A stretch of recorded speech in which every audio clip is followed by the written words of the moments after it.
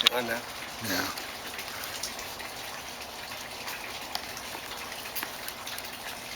Exteriorly, man's being has many different sides.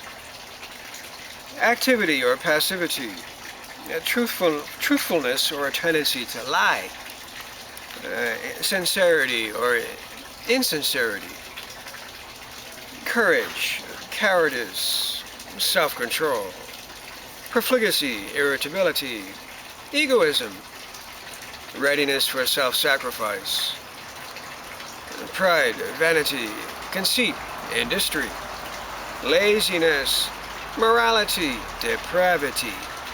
All these and much more besides make up the being of man. But all of this is entirely mechanical in man. If he lies, it means that he cannot help lying. If he tells the truth, it means he cannot help telling the truth. He tells the truth mechanically as much as he lies mechanically. And so it is with everything. Everything happens.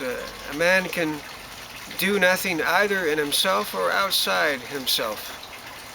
But of course there are limits and bounds. Generally speaking, the being of a modern man is of very inferior quality. But it can be of such bad quality that no change is possible. No change of being is possible. This must always be remembered. People whose being can still be changed are very lucky. But there are people who are definitely, without a doubt, diseased, broken machines with whom nothing can be done. It says that here. And such people are in the majority, most people. If you think of this, you will understand why only a few can receive real knowledge. Their level of being prevents it. Generally speaking, the balance between knowledge and being is even more important than a separate development of one or the other. And a separate development of knowledge or a separate development of being is not desirable in any way. Although it is precisely this one-sided development that often seems particularly attractive to people.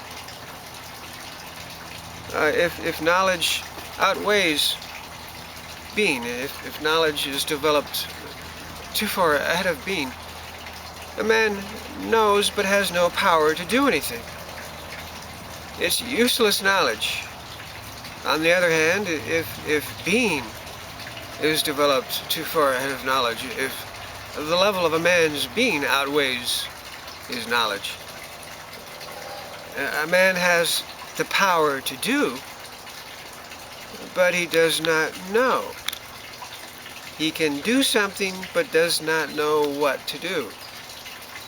The being he has acquired becomes aimless, and efforts made to attain it prove to be useless. In the history of humanity, there are known many examples when entire civilizations have perished because knowledge far outweighed being, or being outweighed knowledge. Entire civilizations have perished because knowledge outweighed being, or being outweighed knowledge. Ponder on that. Ponder on that.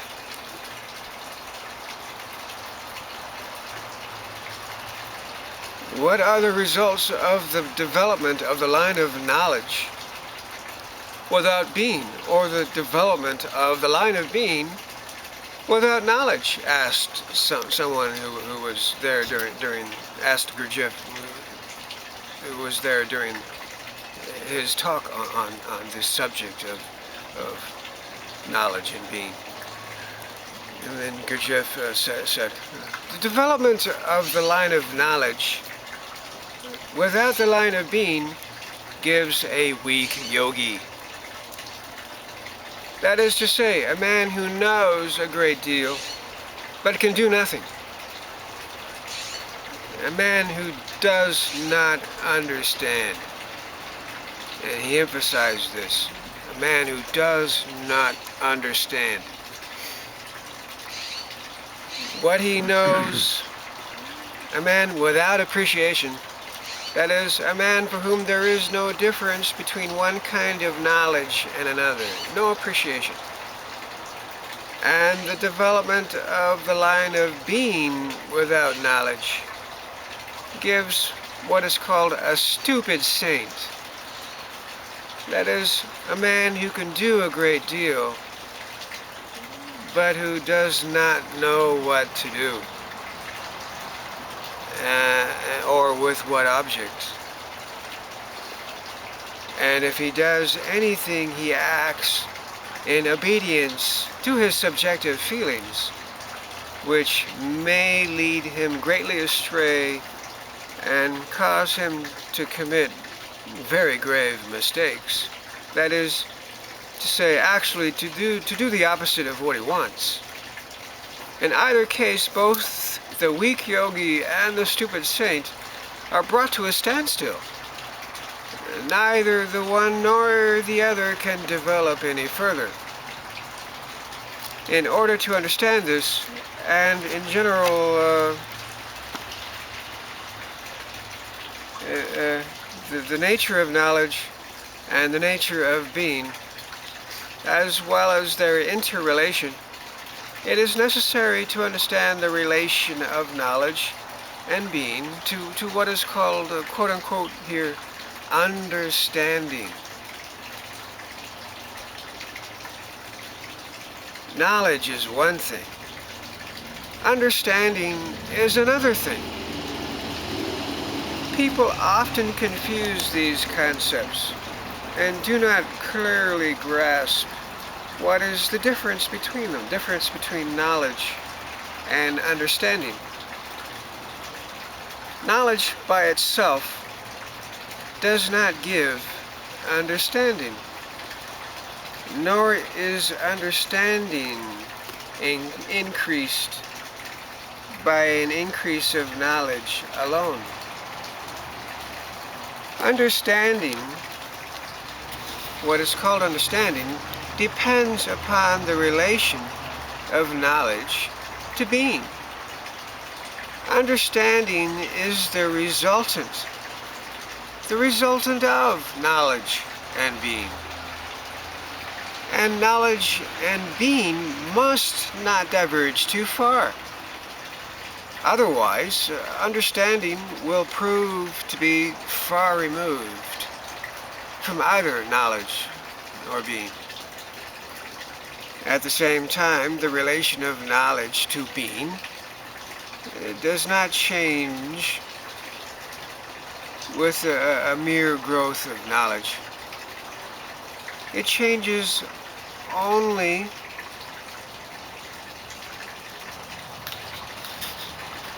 when being grows, understanding that is, understanding changes only when being grows simultaneously with knowledge. In other words, understanding grows only with the growth, with change of being. In ordinary thinking, people do not distinguish understanding from knowledge. They think that greater understanding depends on greater knowledge. People think this, that greater understanding depends on greater knowledge. Therefore, they accumulate knowledge, or that which they call knowledge.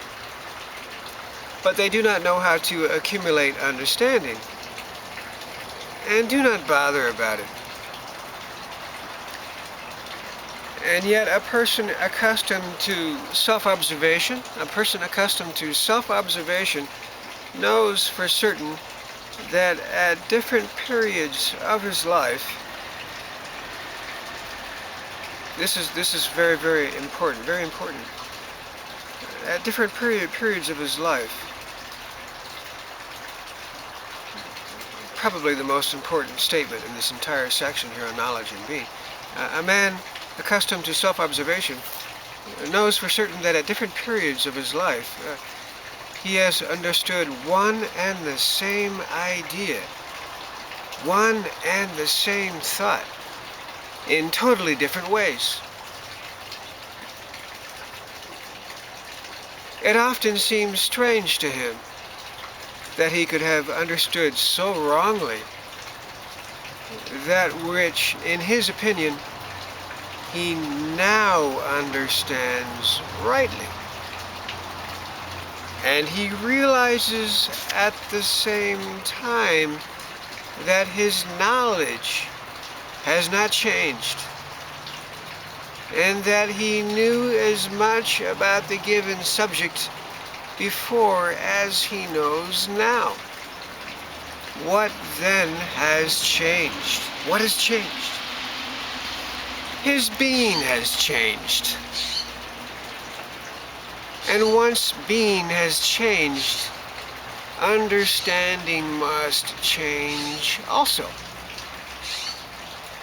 The difference between knowledge and understanding becomes clear when we realize that knowledge may be the function of one center.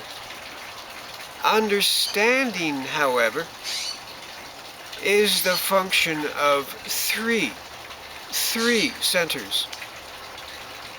Thus, the thinking apparatus may know something, but understanding appears only when a man feels and senses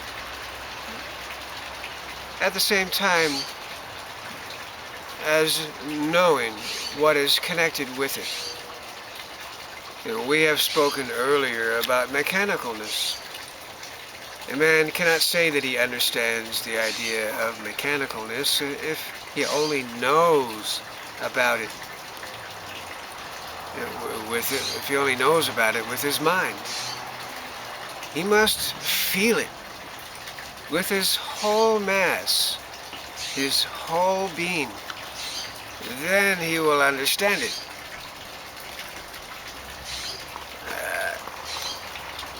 In the sphere of practical activity, people know very well the difference between mere knowledge and understanding.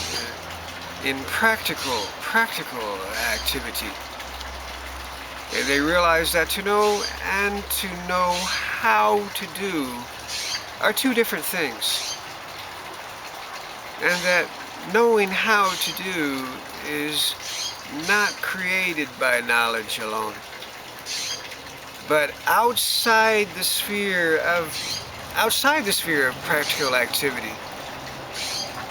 People do not clearly understand what, quote unquote, what understanding means. As a rule, when people realize that they do not understand a thing, they try to find a name for it, for what they do not understand. And when they find a name, they say they understand. The whole science of psychiatry is afflicted in this way. What was called at the beginning dementia, later that changed to other things such as reactive psychosis, schizophrenia, and this phenomena called political correctness. They now call it bipolar, and these quote-unquote psychiatrists and psychologists, they think or imagine or claim to understand people when they label them with these dementia, reactive psychosis with psychotic features, schizophrenia, and now it's bipolar. It seems these names, all which mean the same thing, seem to change with political conditions. They don't want to offend anybody or something, but by giving these names to these psychological states of people, they say they understand, when Gurdjieff is clearly saying here that that is not the case at all.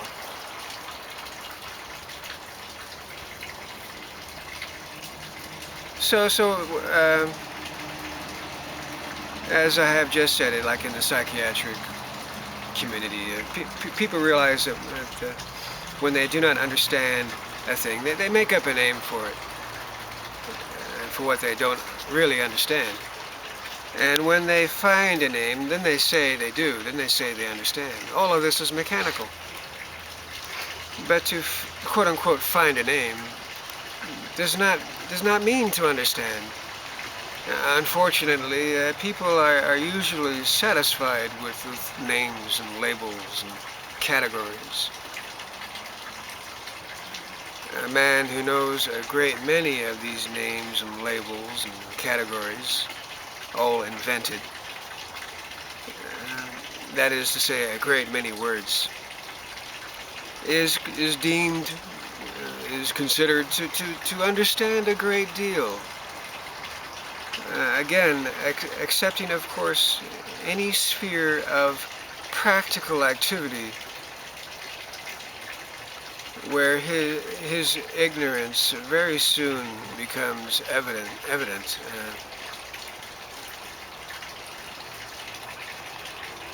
And usually this is done one way. It's always someone else that is schizophrenic. We, all of us, each and every one of us, suffer from these psychological states and conditions that psychiatrists invent names for and point the finger at what they call patients.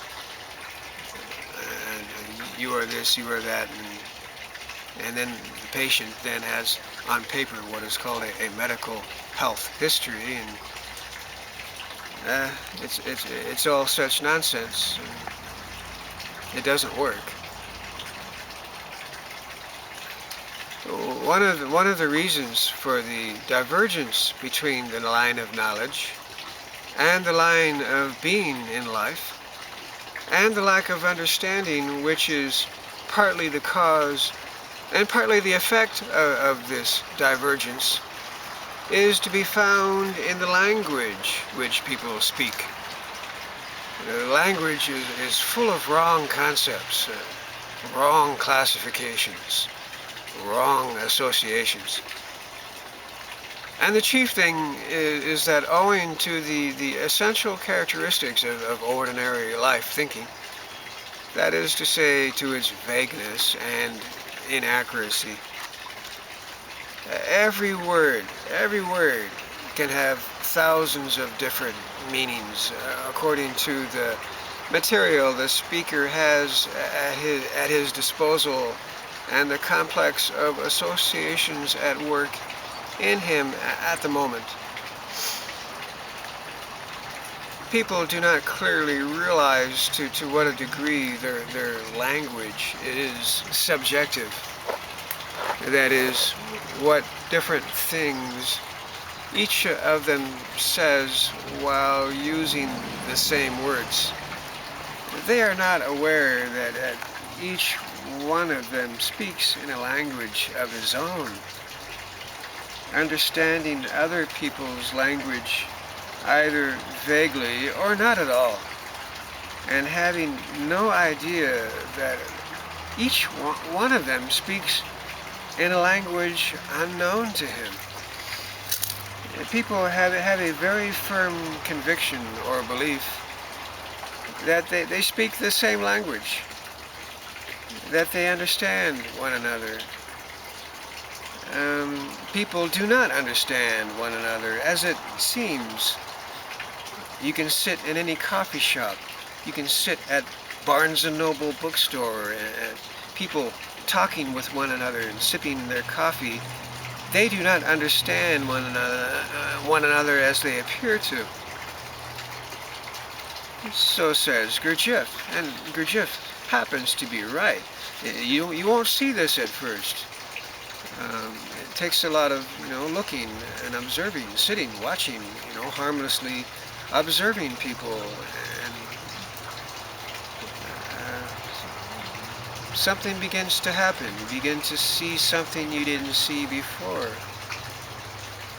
And this is a measure of change of self and change of being. When you begin to see the truth of what Gurdjieff is saying here, sitting in the bookstore and watching, observing people talking with one another, they do not understand. People do not understand one another like they appear to. So this conviction that people understand one another has no foundation whatever, says Gurdjieff. The language in which they speak is adapted to, utility, to practical life only. People can communicate to one another information of a practical character, but as soon as they pass to a slightly more complex sphere, they are immediately lost, and they cease to understand one another, although they are unconscious of the fact. People imagine that they often, if not always, understand one another, or that they can, at any rate, understand one another if they try or want to. They imagine that they understand the authors of the books they read, such as the books you will find at a bookstore like Barnes & Noble, and that other people understand them. They do not understand the books they read, is what he's saying here. People do not understand like they appear to, or like they give the impression that they do. Reading from the book here, this also is one of the illusions which people create for themselves, and in the midst of which they live. As a matter of fact, no one understands anyone else. Two men can say the same thing with profound conviction, but call it by different names, or argue endlessly together without suspecting that they are thinking exactly the same. Or vice versa, two men can say the same words and imagine that they agree with and understand one another, whereas they are actually saying absolutely different things and do not understand one another in the least.